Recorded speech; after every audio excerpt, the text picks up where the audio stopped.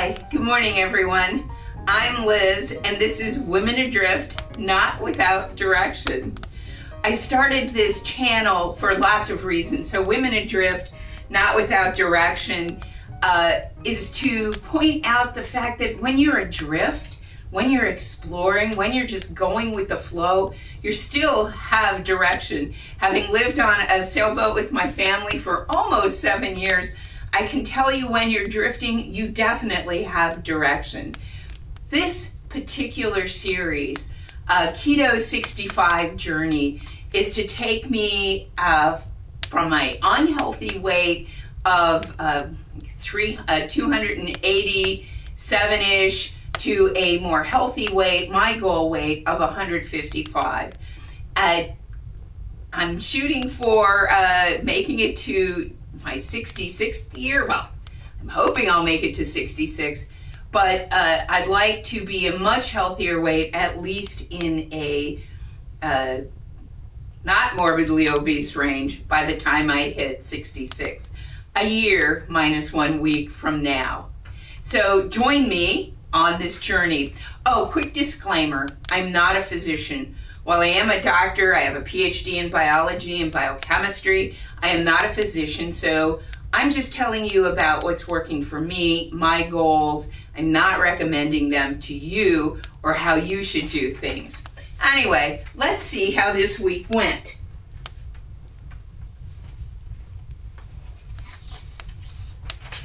All right, so this week was great. And by great, I mean I lost 7.3 pounds. Yay! Confetti, bands, drum roll. It was great. It was really great to get that kind of affirmation from my inanimate scale, right? It's like you have a relationship with it, but that's for another day. I think it's possessed. I think it toys with me, but anyway, we'll get on with that. I started out at 286.6, and yesterday, which was 1 week, I was at 279.3, so that's 7.3 pounds. I am using a application called Carb Manager, which is phenomenal. Had I had that before, it would have been helpful to really help not only set targets, but to track my path to those targets. And by that, I mean using Carb Manager, which it's very price worthy. I think there's a free version, but I think to get the parts of Carb Manager that will help you with your target goals, it has a modest price. It's worth every penny. But anyway, using Carb Manager, I determined that my target, what we call macros, carbohydrates, calories, proteins, and fats. So for that, my target is under 1,300 calories. In fact, I think that, under 1,300 calories. My carbohydrates was 16 grams or lower, and protein, 81 grams of protein and 101 grams of fat. What I found really fascinating was that the program picked up 81 calories as a max for proteins, and that's brilliant because I've done lots of keto diets in the past and I've been successful, and we can talk about what happened and why that wasn't ultimately successful. But anyway, my point is that I've discovered in the past that anytime I go over 80 grams of protein, I end up going out of ketosis.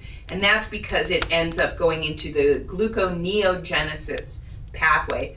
Neo meaning new. So gluconeo meaning making new glucose.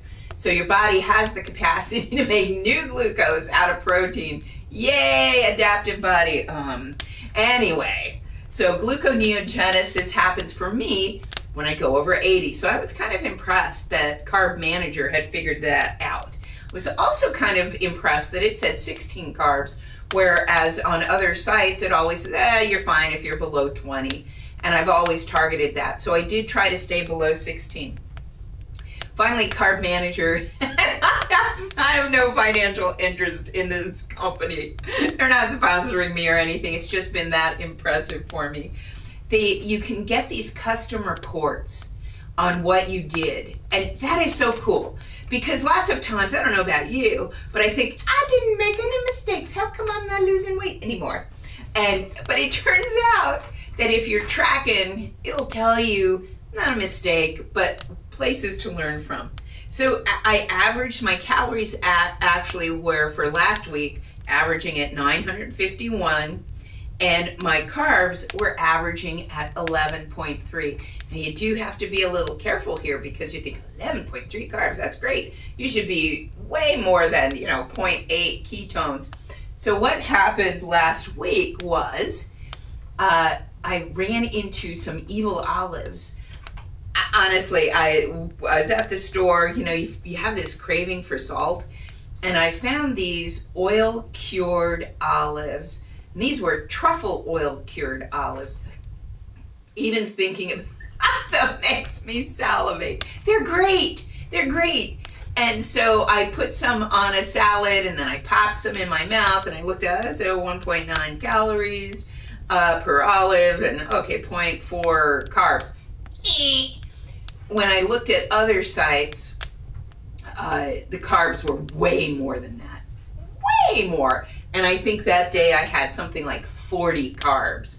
So needless to say, I was struggling to get into 0.3, 0.4 blood ketones, and that right back to 0.2. So I discovered evil olives. I love them, but we'll have to see you at the end of the Keto 65 journey. The other but what I really liked was bulletproof collagen bars. Now, if you've tried those, they're energy bars. They're really good. They give you kind of a push. And I would like to eat them with black coffee in the afternoon because they do have some brain oil in there, and so it just gives you a little bit of a push. And I thought, okay, that's good. And I tried those, and also I'd be out of ketogenesis. Now, you're going to say, well, can't you read labels? Yes, again. I saw that there was like 16 carbs. So I didn't eat the whole the bar, right? I'd cut it into quarters. And I ate like less than an inch. But I should have known immediately that there was something wrong because it was so delicious.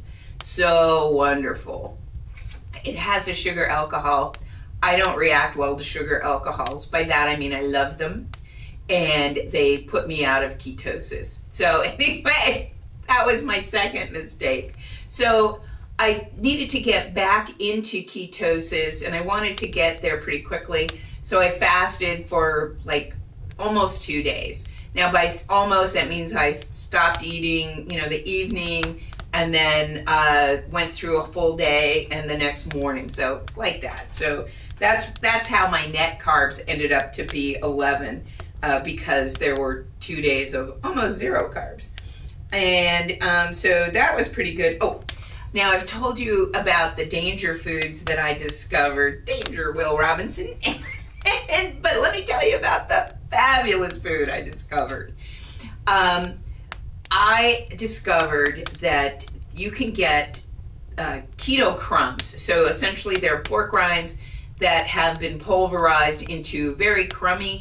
I've tried to do that myself in the blender and it still gets clumpy. So I didn't think that was a thing that could actually happen, but I ordered some and I breaded fish and scallops. Oh my goodness.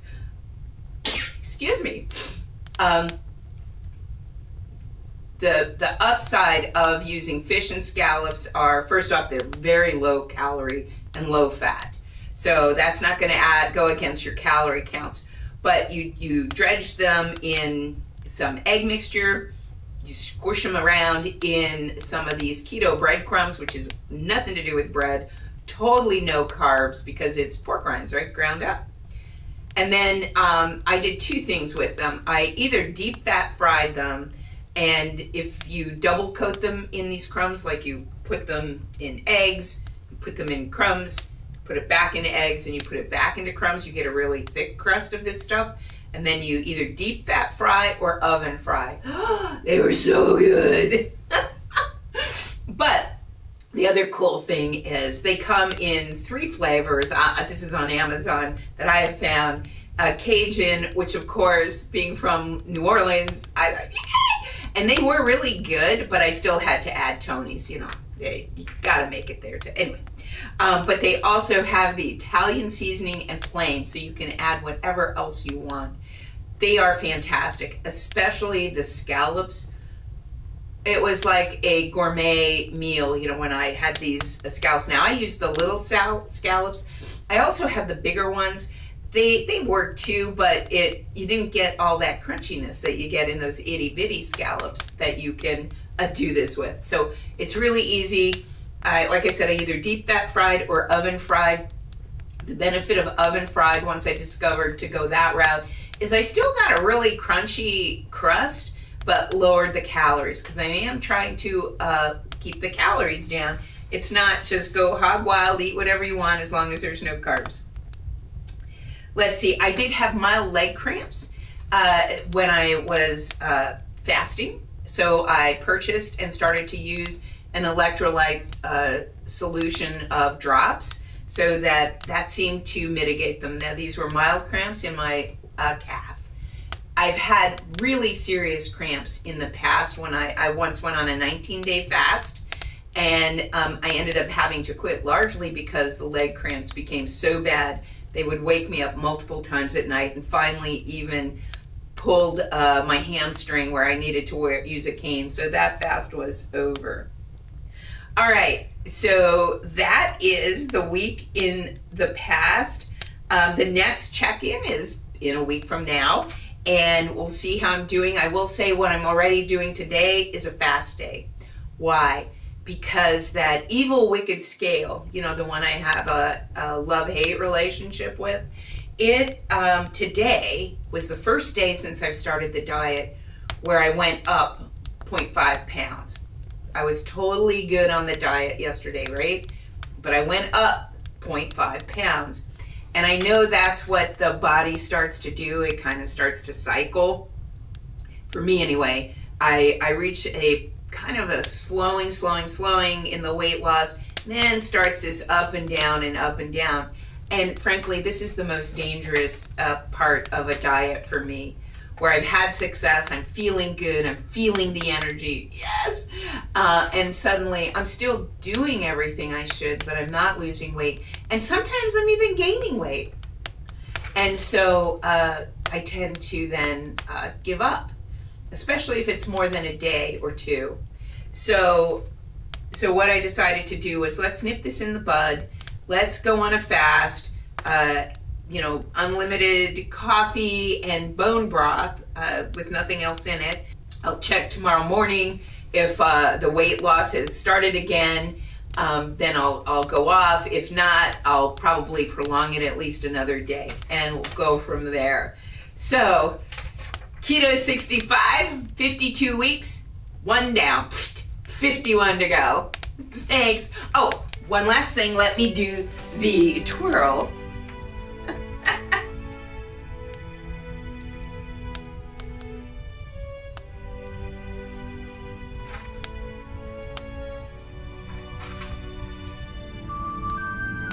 Anyway, I seriously do wish you all a great week, a great month, and thank you for being there with me. I had a couple of my friends reach out to me and say, I'm with you, and I can't tell you what that meant to me.